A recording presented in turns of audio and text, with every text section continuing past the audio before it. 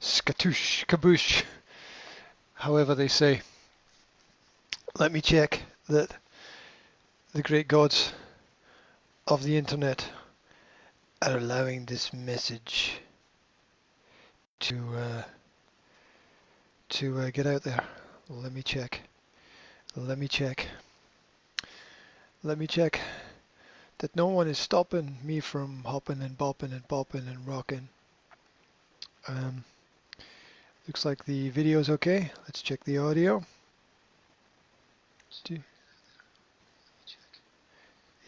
Yep. Seems like the audio is going out as well. Super duper cool. Right. Um, Once again, I have no way of checking if people are making comments, but I'm working on it step by step. Hopefully this won't crash um, like previous recordings. Hopefully it won't cut out. Hopefully the internet will survive. If you're watching the video, I shaved.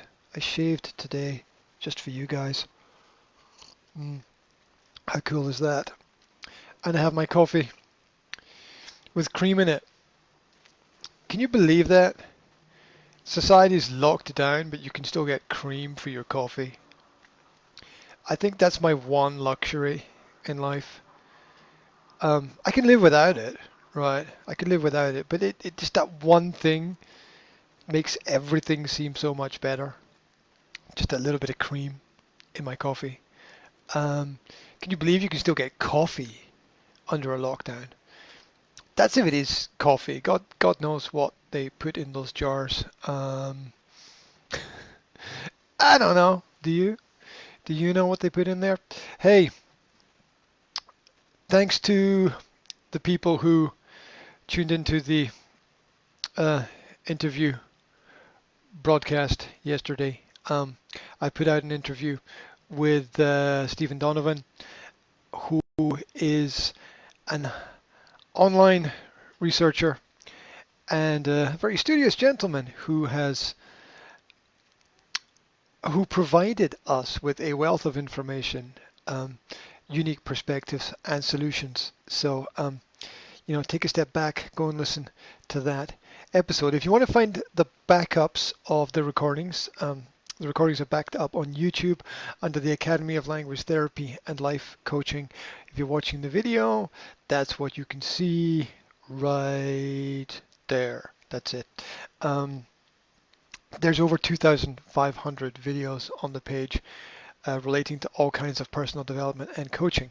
But that's not why we're here today. We're here today to discuss the ongoing mess that the government have made of everything and to be aware, to raise awareness of what is going on around and about. Now, yesterday, surprise, surprise, the British government announced another 3 weeks of lockdown. Now, what's that going to do? Well, it's going to put more businesses out of work. It's going to cause the businesses to shut down. It's going to cause people to lose their jobs. It's going to cause a greater strain on the services of society. And it's going to lead to death for a lot of people. Isn't that frightening? Doesn't that frighten you? Doesn't that frighten you that the people in power know exactly what the result of what they're going to do is? Doesn't it bother you that the people in power revise their numbers and statistics at will and it doesn't seem to matter? Doesn't that bother you? Doesn't it bother you that the media is acting almost as if nothing is happening except the one thing that they want you to focus on and think about constantly, which is fear? And as Stephen pointed out yesterday, it's because they have nothing left to offer us. They've shut down the entertainment industry, which was the thin veil of an excuse for the media. Now there's nothing left. There are odd writers here and there producing thoughtful, worthwhile articles. There are a few people collecting data that is relevant. And then there's just emptiness, just pure emptiness, which shows you how vacant society was before, really. And as this vacancy continues, society will just descend into complete absurdity, which is what I want to talk to you about today. If you want a quick view, I'm not going to run back through my Facebook feed of all the different posts and all the different elements happening. I did find a great resource this morning, which was the Alan Watts site, Cutting Through the Matrix, where he collated articles that you could spend days and days and days reading about, well, in order to get a background understanding of how we entered this pandemic, whatever you want to call it. And it's well worth checking out his site. I've been following his work for years, and he's always been accurate, depressingly accurate, as a matter of fact. Okay, so if we just take a look at what's been happening this morning, because every hour something goes down.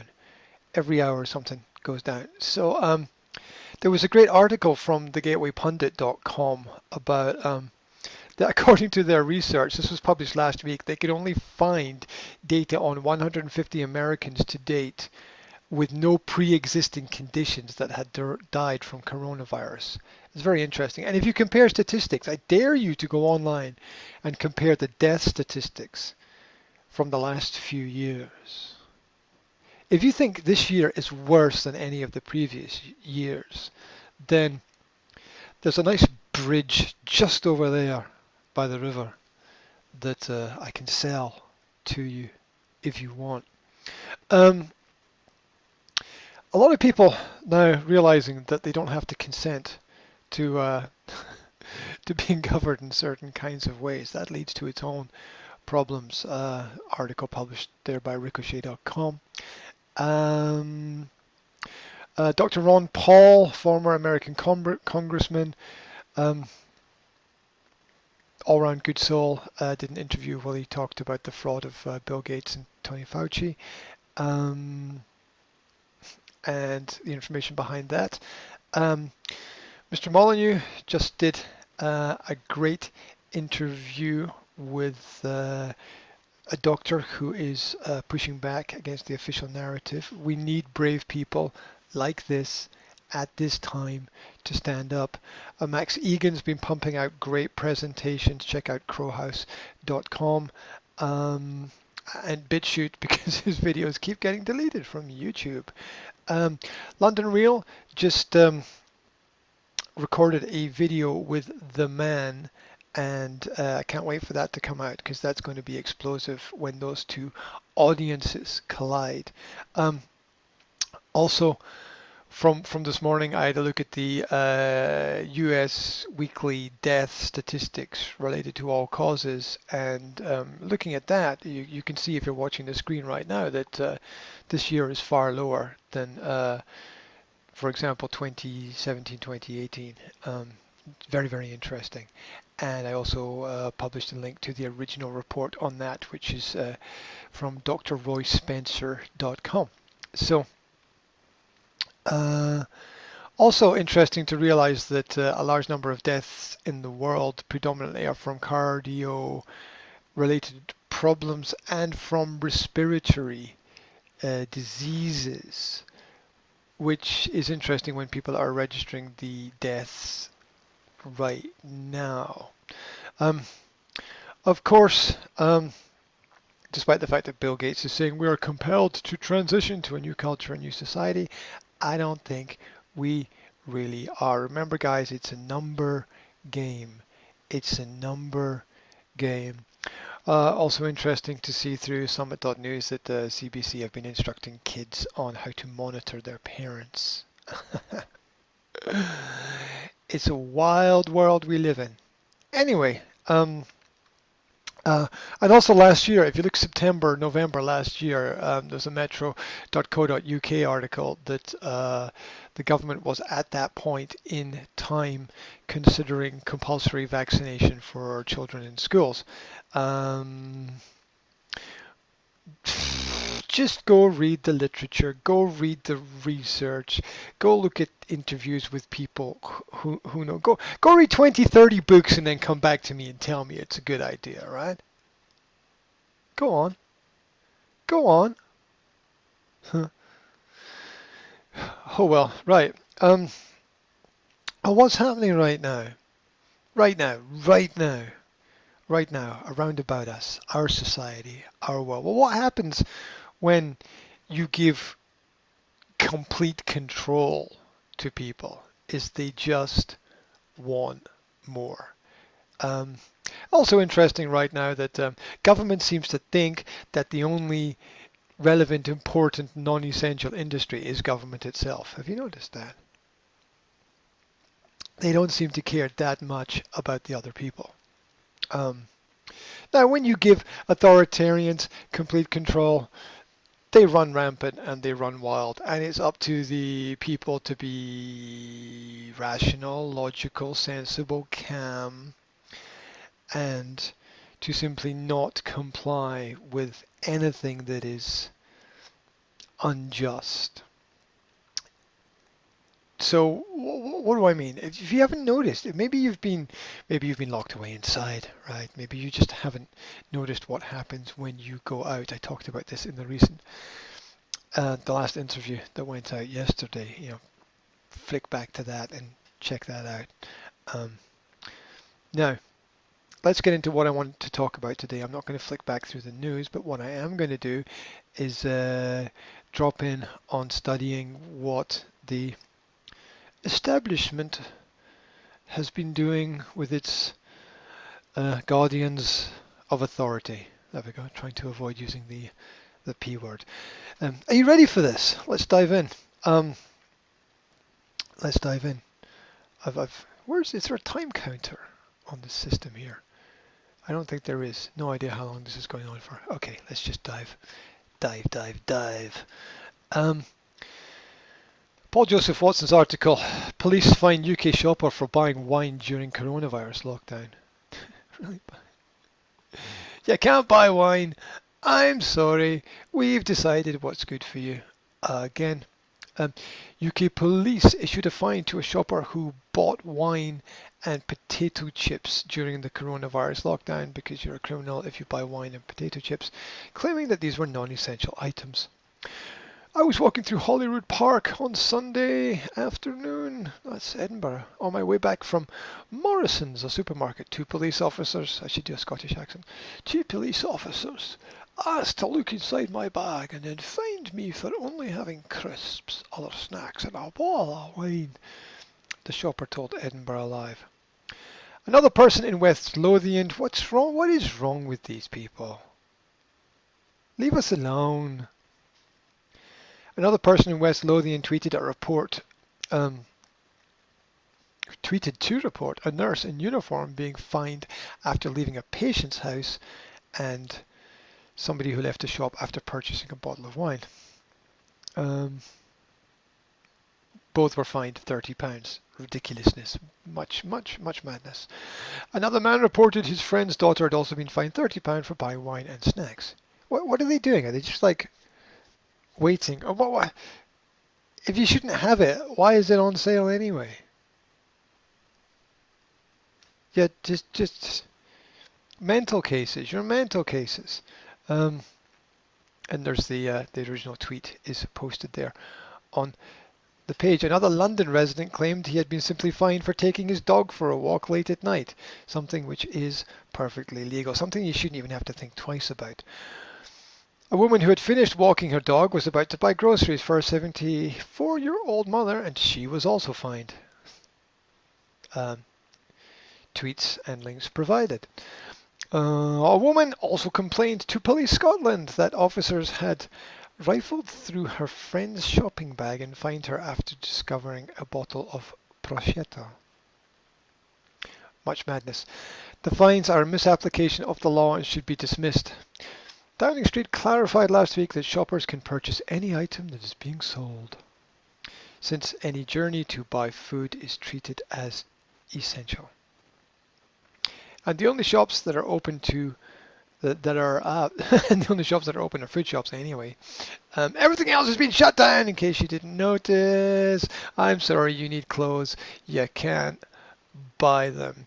You need a light bulb. I'm sorry. Nope. You're going to have to use some online system. All purchases are therefore technically essential. The government's intervention to clarify the law came after Cambridge police tweeted that they were monitoring non-essential supermarket aisles. In a local branch, they're monitoring the police are monitoring the aisles. They've got nothing. Crime is running rampant now that there's nobody out. I know that sounds like a contradiction, but the point is that people know that businesses are shut down and businesses are where people store relevant, important items, and so businesses are being broken into, but the police are in the supermarket watching what people are buying from the shelves. Much madness. But it doesn't end there. It just goes on and on and on. Another video was posted recently of police breaking into a man's house to check he's not having a social gathering, because gathering together with any group of people, any number of people, even if they're your friends, I'm sorry, you can't do that anymore because we've rewritten the laws of reality and the planet's never going to be the same, because you're never getting out of the bloody lockdown unless you fight back. You don't get it, right? You guys don't get it. You're not getting out. They're not going to let you out. They're not just going to open the door of the cage and let you fly away. You know that, right? Refuse, resist, right? A video out of the UK shows police officers entering a man's house after breaking in to check whether he was having a social gathering in violation of coronavirus lockdown rules. You violated the rules. 20 seconds to comply. We've had a call. You see, people are now calling the police because they think that their neighbour might be talking to somebody. The voice is in your head, right? We've had a call. Where's my police? Excuse me. We've had a call that there might be something going on here. So we need to double. Really, is that what they said? Is that how they train them? There might be something going. Just because it's a crime to have something going on. There's something going on around here.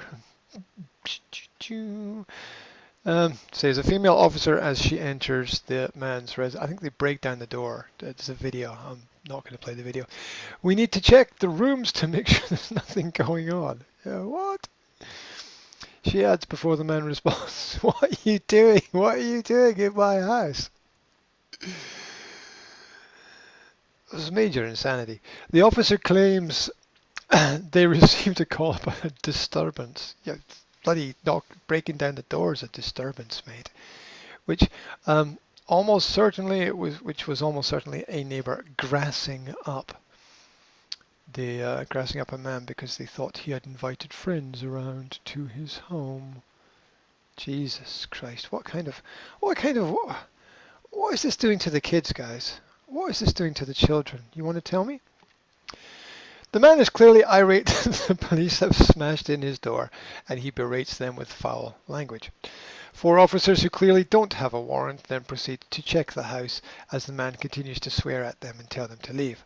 After the officers leave, the man complains, "Idiots, broke my door. Look at the state of this," and he shows the shattered door. Video clips of similar incidents are now appearing almost every day as police officers become more zealous in enforcing the lockdown. Last week we highlighted an incident in which a female police officer told a family that their children couldn't play outside in their own front garden. Back inside. We don't want you to see what's going on. Oh no, because you might communicate with your neighbours over the fence. When's it going to end? Huh? Tell me, when's it going to end? It's only going to end when you refuse and resist. When you refuse and resist. Yes, most of these stories come from the work of Paul Joseph Watson because none of the other journalists have the big, hairy, dangling things that you need to report what's actually going on. Um, Moving on, UK police force brags about hiding in the shadows to catch picnic goers because having a picnic is now a crime. Yes, it's a criminal activity to have a picnic now, or at least some of the police appear to think it is. Yes, Orwell rolls in his grave, or what would be an extreme? He would spins, does cartwheels maybe. Um,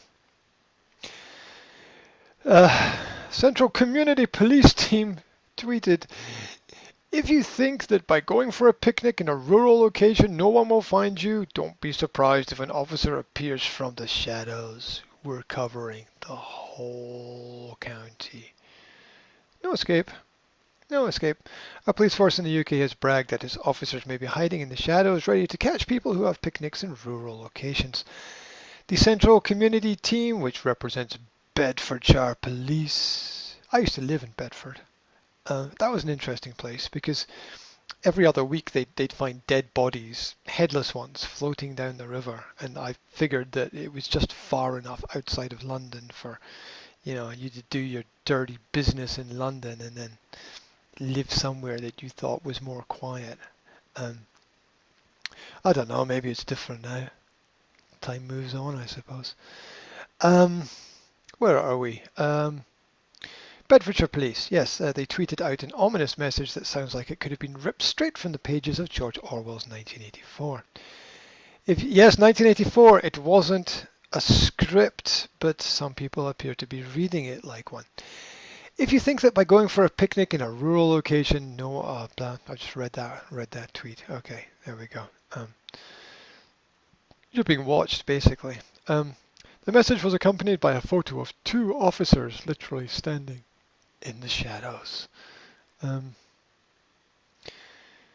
respondents to the tweet were nonplussed. If you think that by going to burgle in a rural location no one will find you, don't be surprised if an officer appears from the shadows. Said no police force ever, tweeted one person. Stop it, just stop it.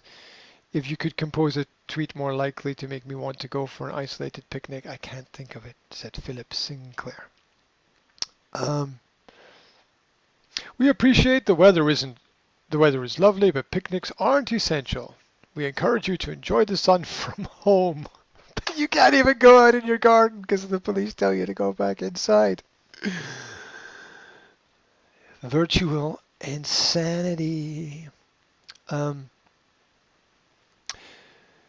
This is by no means the first time a UK police force has received flack for its overzealous enforcement of lockdown procedures. Last week the government was forced to clarify that police officers shouldn't be checking the contents of grocery baskets. When is it going to end? And once again, I tell you, it's not going to end unless you decide to take a stand for some of your rights, the few that are left, before they completely disappear and there's no thing there. Right now, we're on a cliff edge, you're hanging on, dangling by one arm, you're holding on to one thing, but there's going to be nothing soon. So remember, every single day that the lockdown continues, more businesses close, more people lose their jobs, more people get sick because they don't get the health care they need, and more people die. And they're not just dying here. Think about the businesses that supply bits and parts and elements for this part of the world. Right? It's harder for them. It's harder for them. You're not going to see it here. Moving on. A second UK police force threatens to check if the public are making non-essential purchases. Once again, Paul Joseph Watson article. Downing Street forced to wade in as confusion grows. Because everybody knows that it's all meant to be confusing anyway. Downing Street has been forced to clarify that officers won't be checking what people buy in supermarkets. The controversy began when the Cambridge police tweeted they were monitoring non-essential purposes in the supermarket aisles of a local Tesco. Yes, that person with a trolley might be an undercover police officer. Cambridge Police said the message was sent with good intentions by an over-exuberant officer who has been spoken to since this tweet was published. Where do they get these people? Have you noticed a number of police officers with tattoos? There's a lot of videos of police officers and they seem to have tattoos. Nothing against tattoos. I just an observation. Just find it interesting. Cambridge Police also tweeted, whilst the majority of people in our communities are abiding by social distancing measures, you notice how the distancing measures are different in different countries? I mean, doesn't that tell you something? We've had to issue a small number of fines to those who are flouting the rules. Yes, it's all about the money. Pay money and it's okay, right? It's all about the money. You begin to wonder if these police stations aren't run for profit, you know? You begin to wonder if they aren't registered as businesses somewhere, you know? You begin to wonder if all the courts are actually real courts, you know? You know?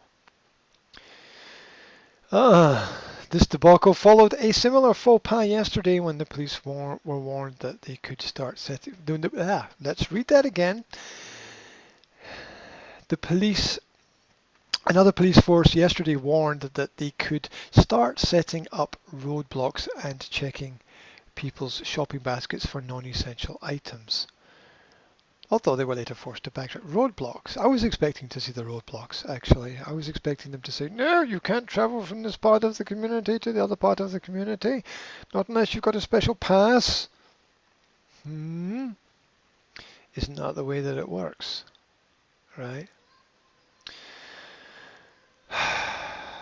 Once again, remember, the government set out which shops could be open.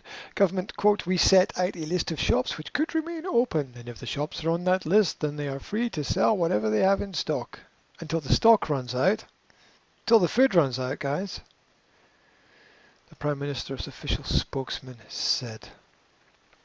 The government also clarified that it is not illegal for people to be outside in their own gardens. Do you even believe that they have to make a statement like that? Can you? Can you even believe it? Right. Meanwhile, authorities in London have provoked more fury because they've got nothing better to do.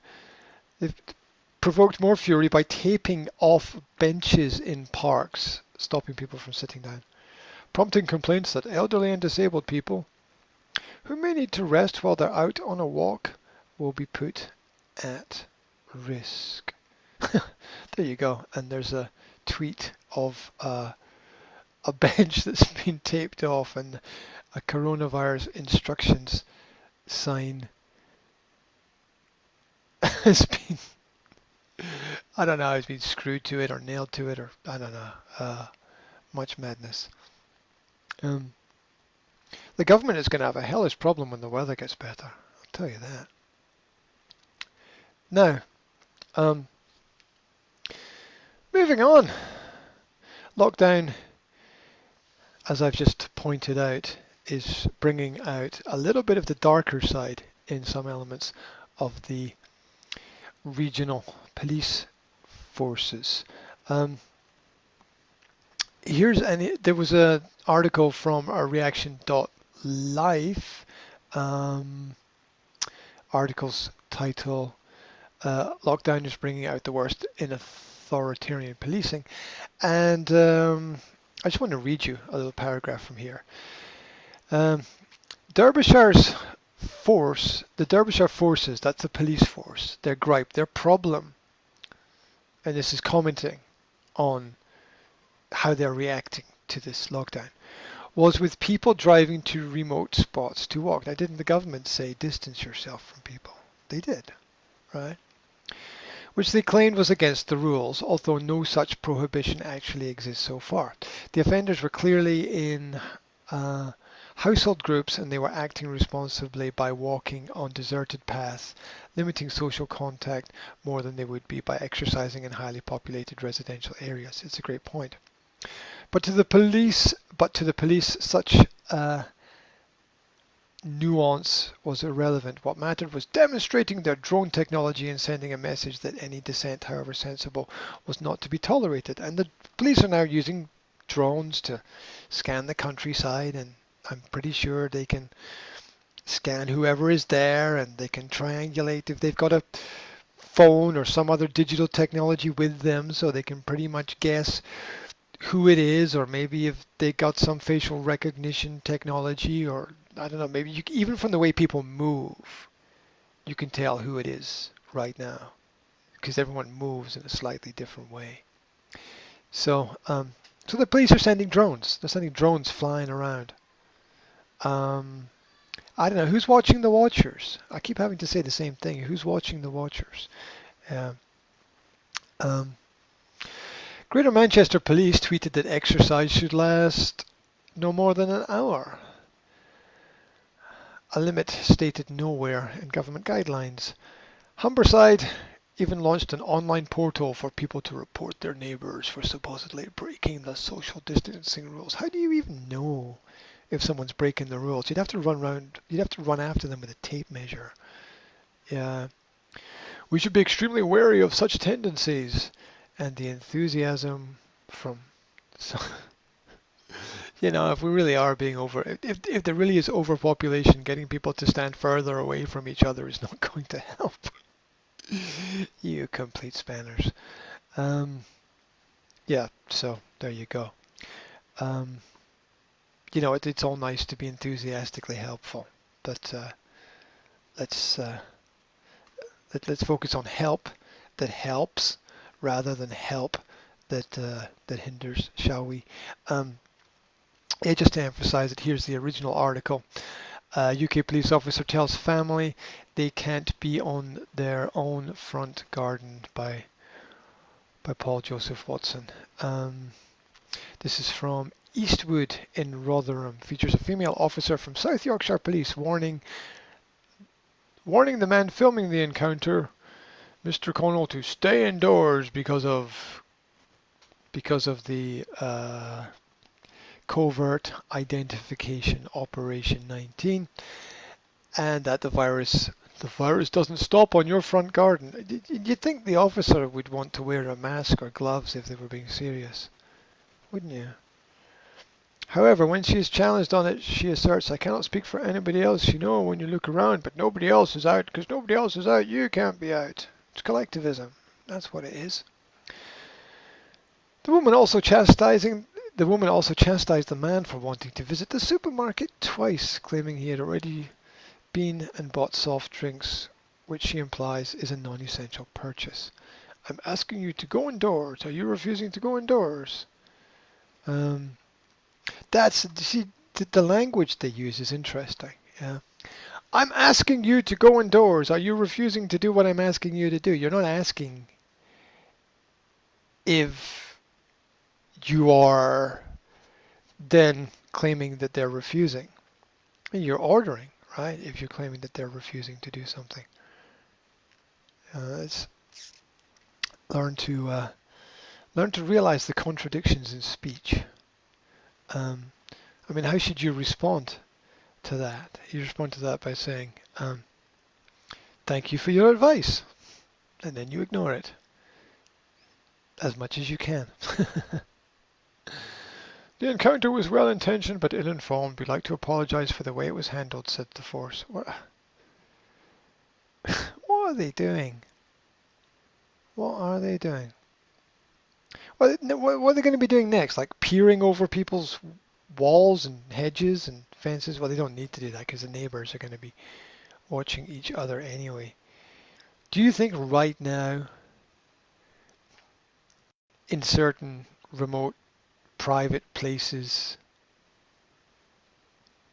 in castles, on islands, do you think there's not parties going on? Really? Really? Yeah, read, look at the newspapers carefully. Read the stories carefully. Yeah, you'll see that people are actually still getting together in certain places. Right? Look at all those pictures of government meetings. Huh? Yeah, they're not keeping their social distancing, are they? One for us and another for them. UK police force threatens to another recent story. UK police force threatens to search shopping baskets. There you go. Much madness. Much madness. Police force also said that police checkpoints would be set up if people didn't properly adhere to quarantine rules, warning that a 3-week grace period in the country was over. Yeah, I'm sorry, your grace period is over. Back home. Sit down. Shut up. Watch TV. Keep taking the pills if you can get them. And the alcohol. Right. It would be completely, here's a quote, Big Brother watches, Sophie Carlo said that these present suggestions were outrageous. Whatever. It's all madness. It's all designed to get you to accept reality, the new reality, by making the alternative to the new reality complete insanity. Moving on, the UK police force have created a tool that lets people snitch on others for not social distancing. A police force in the UK has created a tool. Blah, blah, blah, blah, blah, blah, blah. Humberside Police have created an online portal that allows people to alert them to violations of lockdown measures introduced by the government this week to fight the spread of the invisible enemy. The force says the portal has been made in response to an increase in the number of calls to its non-emergency 101 number following the government's announcement earlier this week around new police powers to disperse groups. See, you can't protest anymore, can you? According to the rules implemented earlier this week, people are not allowed to congregate in groups of more than 2 unless it's a family from the same household. We're all living in that anyway, so we all know. In Spain, and feel happy that you're not in a worse situation. Could be worse, could be dead. Bring out your dead. In Spain, where COVID-19 lockdown rules were even tighter, a neighbor snitched on another neighbor after seeing 2 brothers playing soccer in a backyard. When will it end, people? That's my question to you. When's it going to end? When will freedom and liberty mean the same as it once meant before? Huh? As confusing as the terms were before. As misunderstood as the terms were before. Here's a tweet. Shame on this British cop. Watch him issue a fine to a shopkeeper who's trying to keep her customers safe by drawing 2-meter separation lines in chalk. She's even wearing a mask and gloves and drawing these 2-meter separation lines, and the policeman just comes along and gives her a ticket.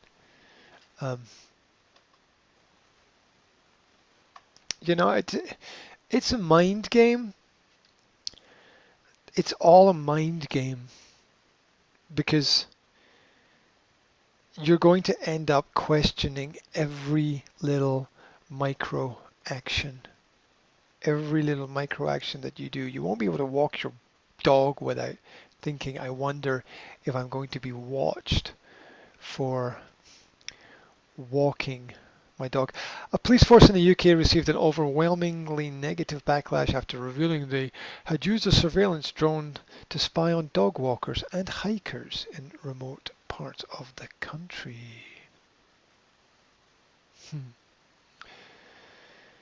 Um, much madness, much madness.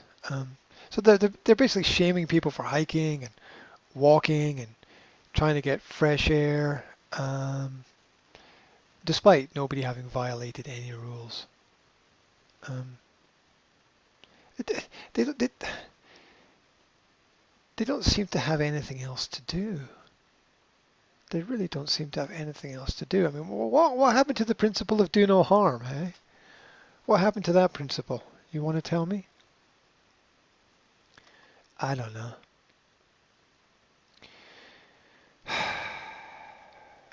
Journalist gets home visit from UK police after he reported the fact that mosques are flouting the lockdown law. So you can't even do your job as a journalist now. Yeah. One rule for us, another rule for them. Subtitled Some Quarantine Violators Than Others. It's another Paul Joseph Watson article. A journalist in the UK received a home visit from police after he reported mosques in his area that were violating the coronavirus lockdown law. Tom Linden, host of UK Preppers Radio Network, filed a complaint with West Yorkshire Police after he saw reports in local media that Muslims in Bradford and Leeds were gathering in mosques for Friday prayers in violation of the COVID-19 isolation rules. Bradford and Leeds have been lost. British culture has lost them to other cultures. That's all I'm going to say here. And it's not going back. It's not going back to the way it was. It's only going forward. All other religious denominations, places of worship, are of course closed, and quite rightly so, in my opinion, Linden said. I read 2 articles in differing newspapers, one covering Bradford, the Telegraph and Argus, and the other covering Leeds. No idea. Both talked of mosques flouting the distancing rules. Right, so if you just kind of speechless at this point in time. Linden claimed that as a journalist he qualified as a key worker and his activities were therefore permissible.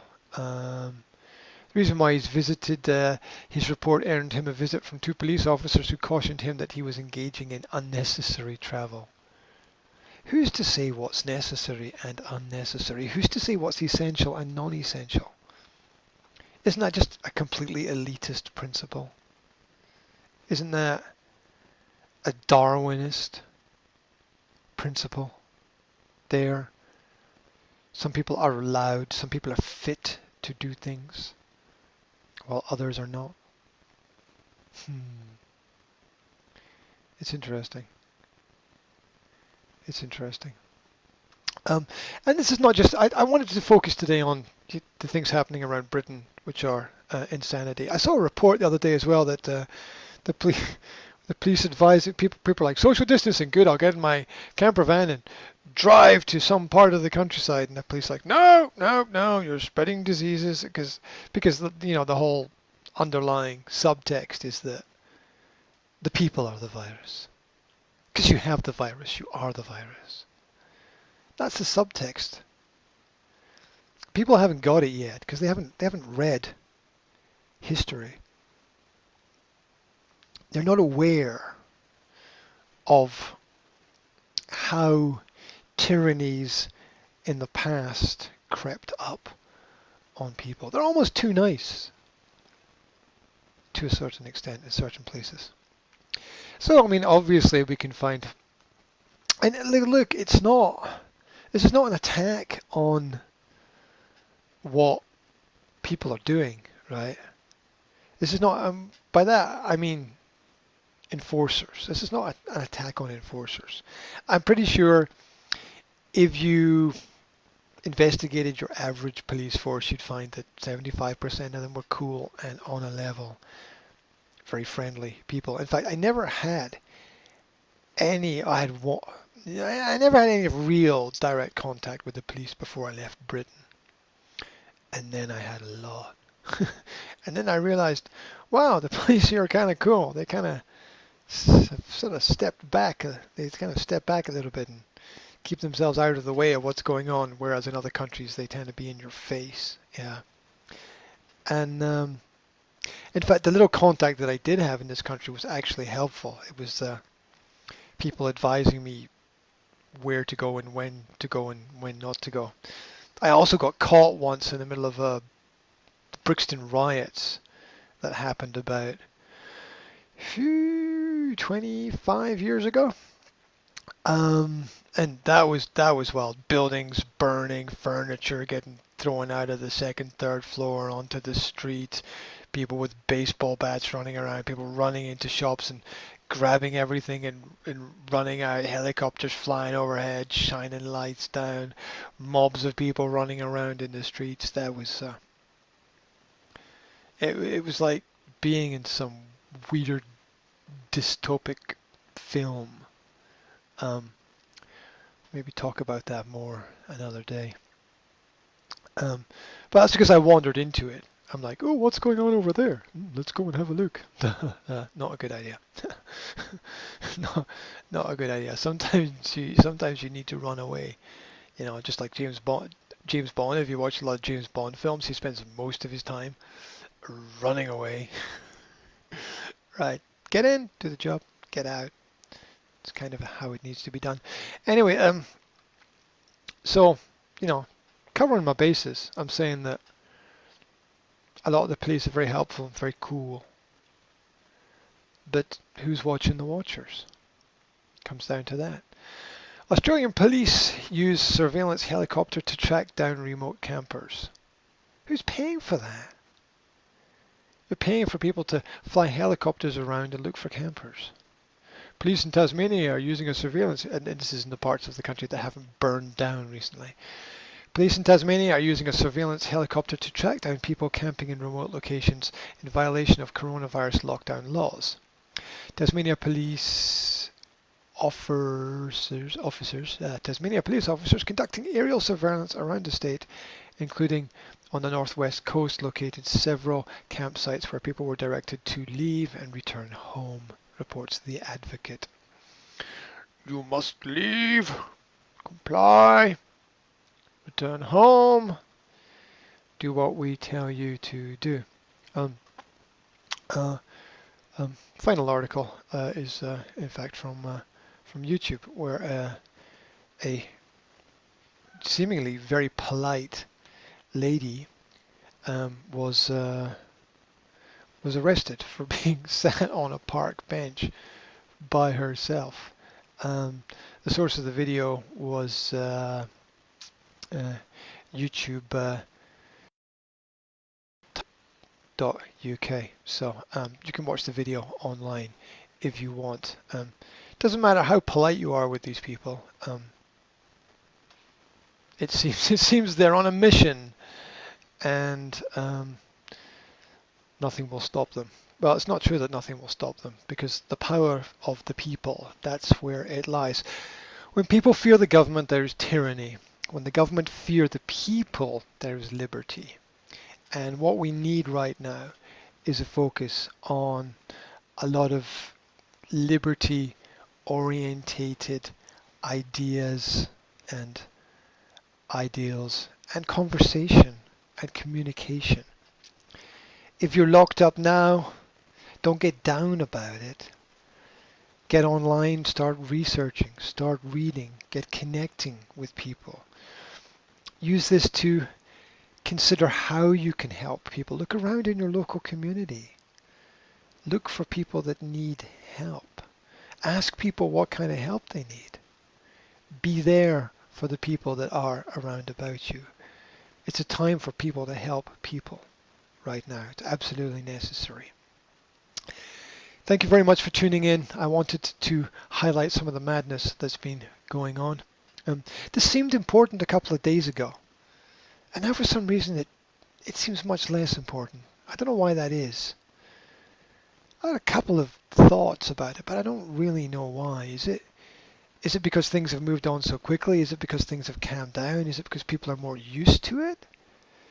Um, is it because I actually think I've got this feeling under the surface that we're winning? When you look online and you realize that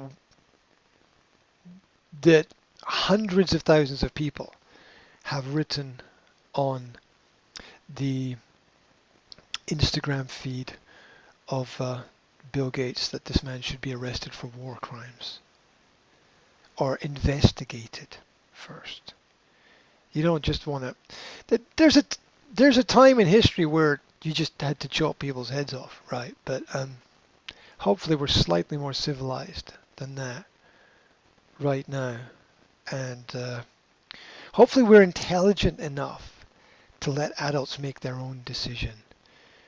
If people are not letting you make decisions for yourself, they're just treating you like a child. So let's treat each other like adults and allow ourselves opportunities to study the information and talk reasonably to each other.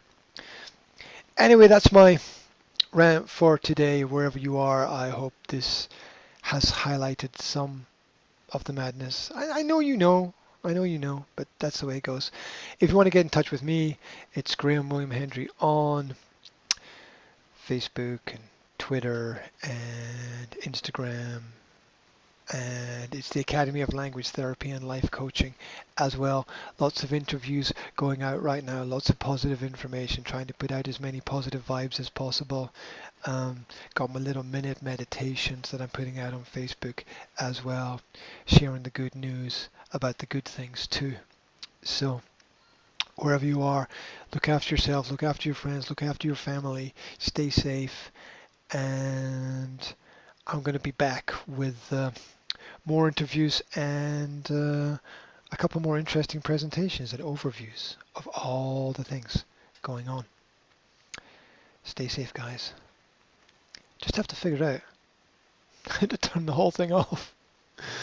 I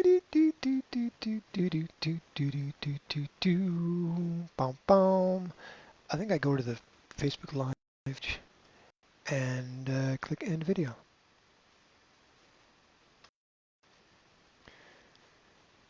And then click OK.